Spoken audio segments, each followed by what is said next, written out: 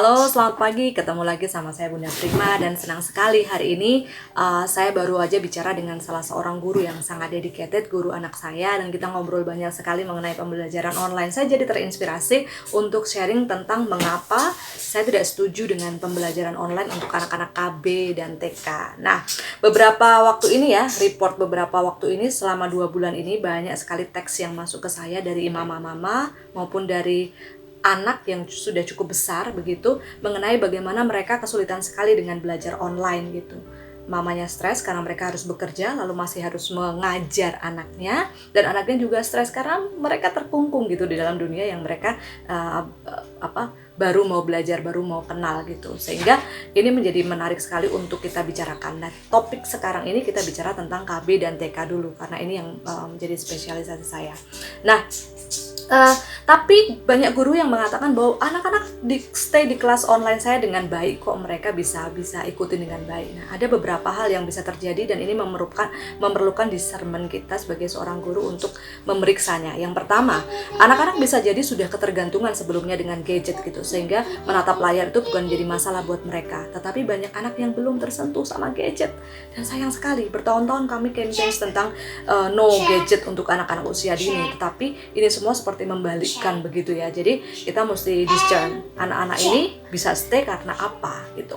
Kemudian yang kedua, relasi di dalam gadget itu satu-satunya relasi yang sangat paling berharga buat mereka karena mereka nggak punya relasi lain di luar itu. Ini juga menjadi PR bagi kita untuk meneliti, karena kalau itu yang terjadi itu bahaya bagi mereka ya, kasihan sekali.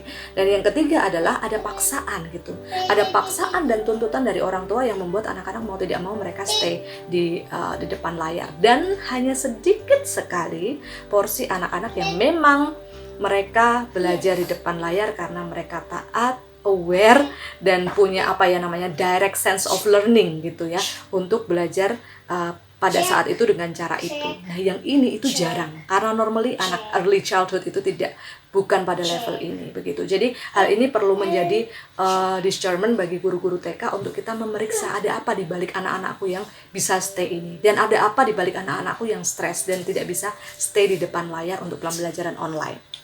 Nah, kenapa saya tidak setuju dengan pembelajaran online untuk anak-anak TK dan KB gitu, Bapak Ibu? Bertahun-tahun kami kampanye tentang otoritas gadget yang mengerikan sekali, merenggut banyak sekali masa golden period anak ya.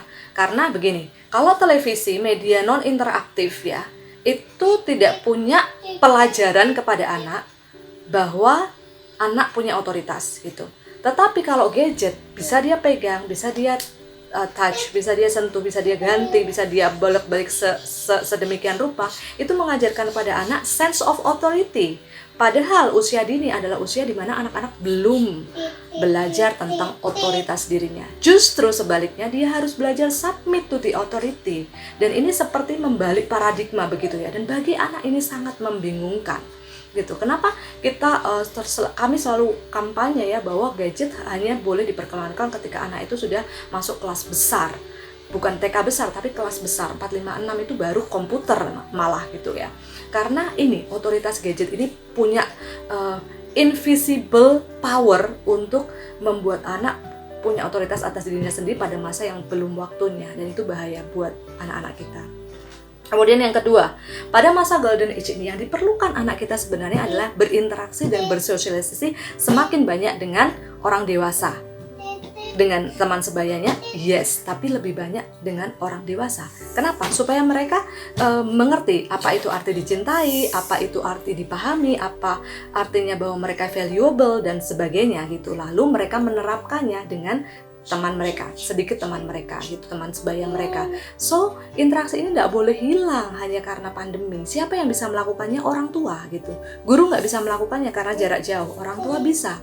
So, kita akan mengajarkan orang tua mengenai hal ini. Nah, nanti kita bahas kenapa, bagaimana cara mengajarkannya, karena ini susah juga buat orang tua. Oke. Yang ketiga dulu ya, periode ini, masa emas ini, masa anak-anak usia dini ini nggak bisa kembali, dan masa ini nggak bisa ditukar dengan apapun. Saya sudah melihat banyak sekali klien yang datang dengan sangat menyesal bahwa masa-masa usia dini mereka tidak gunakan sebaik mungkin, tidak dengan mengikuti developmentally appropriate-nya anak-anak itu. Mereka biarkan begitu saja, jalan dengan apa adanya, tergantung dengan kesibukan orang tua, dan penyesalannya itu sangat panjang sekali di masa nanti. So, Bapak Ibu, 3 hal ini ya, otoritas gadget yang akan merenggut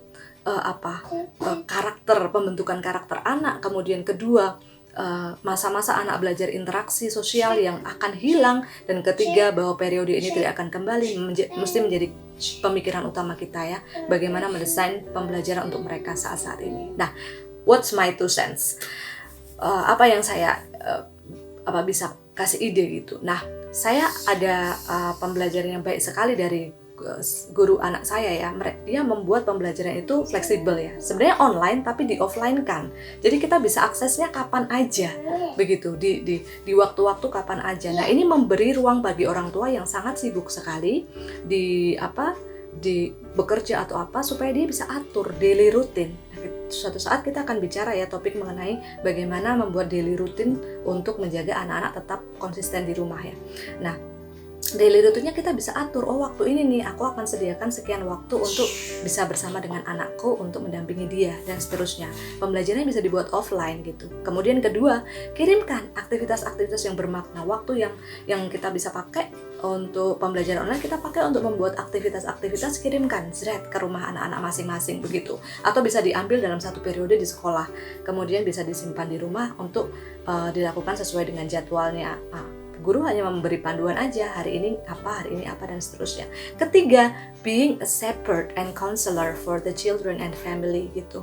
Menjadi konselor dan gembala untuk anak-anak dan family. Saat ini yang paling diperlukan oleh anak-anak kita adalah telinga untuk mendengar mereka.